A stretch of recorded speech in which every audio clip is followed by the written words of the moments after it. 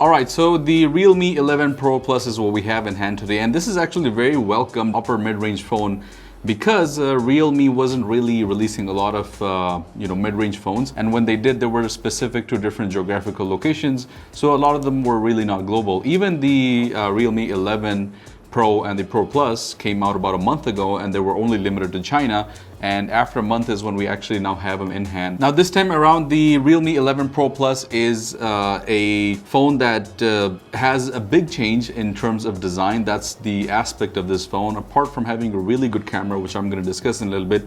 So this is, you can kind of call it a designer phone, and Realme is known to kind of do that. They've collaborated with different artists before, and they collaborated with a former team member of Gucci to design this phone. Unfortunately, the version that I have today is not the one that I wanted to show you guys. I have the Astral Black edition in hand, which is a very simple phone, nothing special about it. But the one that I wanted to show you guys is the one that has the vegan leather on the back. It has stitching, and it looks pretty nice. But nevertheless, we have to work what we have. So quickly looking at the specs, we have 12 gigs of RAM, 512 gigs of internal storage. This comes with an 8 gig variant as well, and this also comes with 256 gigs of internal storage, and it also goes up to 1 terabyte. So this is kind of like in the middle. And then again, as I said, we have the Astral Black color, which is a pretty simple color, and this also is a 5G device. Okay, let's do a quick unboxing. Ooh, that was a little harsh.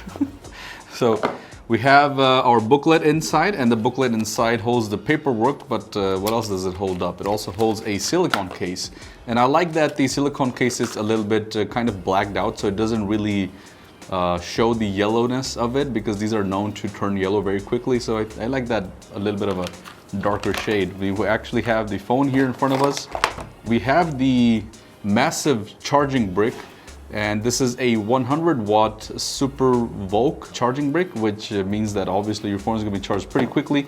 And finally, we also have the cable, which is a USB-A to USB-C cable. Now looking at the phone real quick, we have a curved design on the back. We also have a curved display on the front. This is a full plastic body, although they've done a really good job at the quality, because it's not squeaky at all. It feels sturdy in the hands. We have our SIM tray over here, which supports 2 SIMs. There's no external memory options, because you do get the option of 512 and 1 terabyte, so you really wouldn't need it. And you also have the USB-C port and the speakers as well. On top, we also have another, which I think is the speaker as well, and we also have the microphone. We have the power buttons on this side alongside the volume buttons, and there's nothing on the left side. You can also see that one of the biggest obvious things, or one of the biggest designs of this phone is the camera array on the back, the camera model on the back, which is a big circle. And if I'm not wrong, and if you guys maybe can also agree, that this looks very similar to what Honor is doing with some of the phones, especially the Magic series of their phones, which have usually a larger circle. And that's because this houses a 200 megapixel camera. So yes, it's a really good camera, because it is an actual flagship camera. It's not, I'm not just saying that because it's a 200 megapixel camera. The sensor that this has is actually a sensor that's used on a flagship camera, which I'll talk about when we come to that part. Looking at the display, we have a 6.7-inch AMOLED display which has 120 Hz of refresh rate. It is a dynamic display, so it can go down to 90. It's very rare to see it in 90, but it usually goes down to 60, but it can go down to 90. It also supports HDR+, so the colors are pretty accurate, pretty vivid, and the resolution is actually full HD 1080. Looking at the battery, we have a standard 5000 milliampere battery, which is something that we've seen with a lot of phones. And where's the charger here? And again, it does come with a 100-watt charger, so if you want to charge this, it will charge in nearly 30 minutes. To be exact, from 0 to 100, it will go to 28 minutes. Yeah, from 28 minutes from 0 to 100%, which is pretty nice.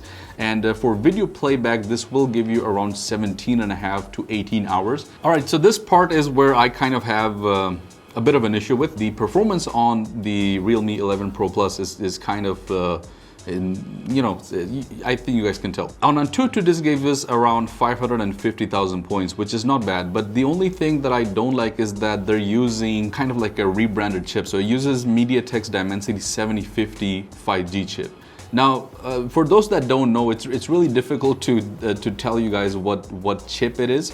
But let me kind of give you a comparison. So this is the rebranded chip from last year's 10 Pro Plus, which was the 1080 chip. And it's also very similar in terms of benchmark numbers as the 9 Pro Plus's chip, which was the 920 chip from MediaTek.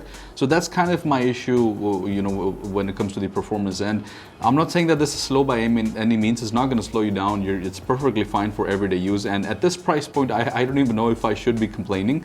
But seeing the same thing again is kind of like not the best idea, especially after we saw a mid-ranger, upper mid-range phone from Realme coming out after so long, and especially having a global version. I would have loved to see something like maybe, well, I think the 8 Gen 1 is too much to ask, but at least the 7 Gen 1 accelerated edition, which was the same one that we saw on the Honor phone.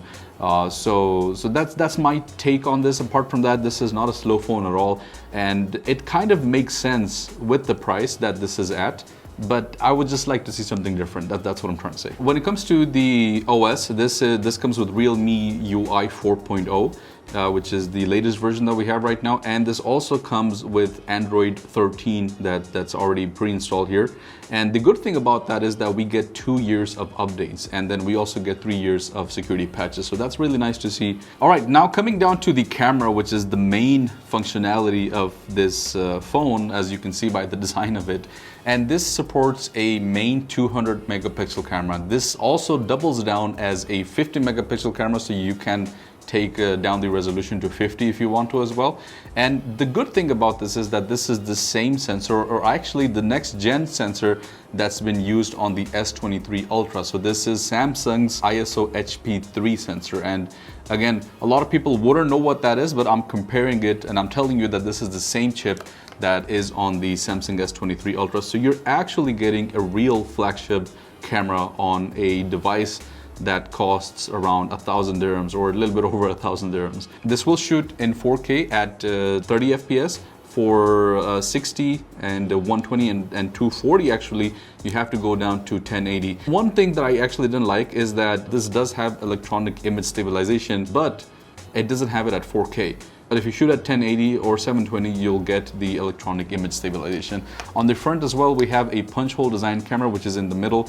And this is a 32 megapixel camera as well, which is pretty decent, does the job, takes nice selfies. Apart from that, we also have an 8 megapixel ultra wide camera, and then we also have a 2 megapixel macro camera. But who cares about those, right? So what are my thoughts on the Realme 11 Pro Plus? Should you buy it? Well, yeah, you should. But considering that you really don't get a great chip, you kind of want to look at other options. So for example, the A54, Samsung Galaxy's A54 provides you with similar performance. It's actually a better performing chip because it has Snapdragon's chip, and it's actually waterproof. So that's one of the points that I actually wanted to mention about this phone, is that it doesn't have any waterproofing capabilities. Like, it's not even splash resistant.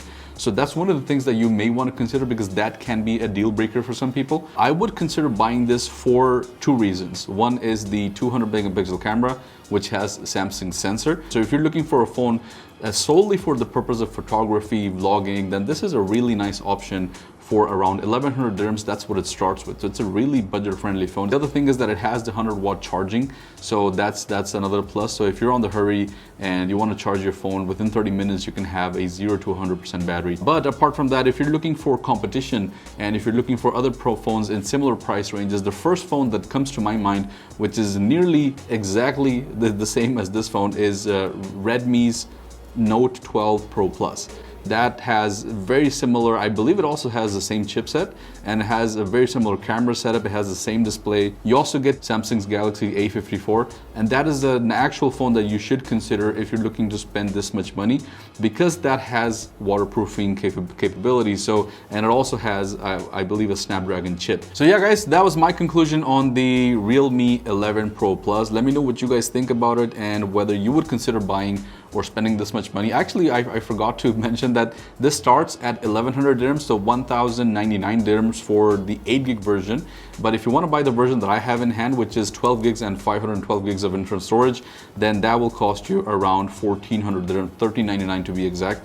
Again, not a bad price at all for a phone that gives you a 200 megapixel camera and 100 watts of fast charging. So let me know which one you will go for, and that's it from my side. Thank you so much for watching, and I'll see you guys in the next one. Peace out.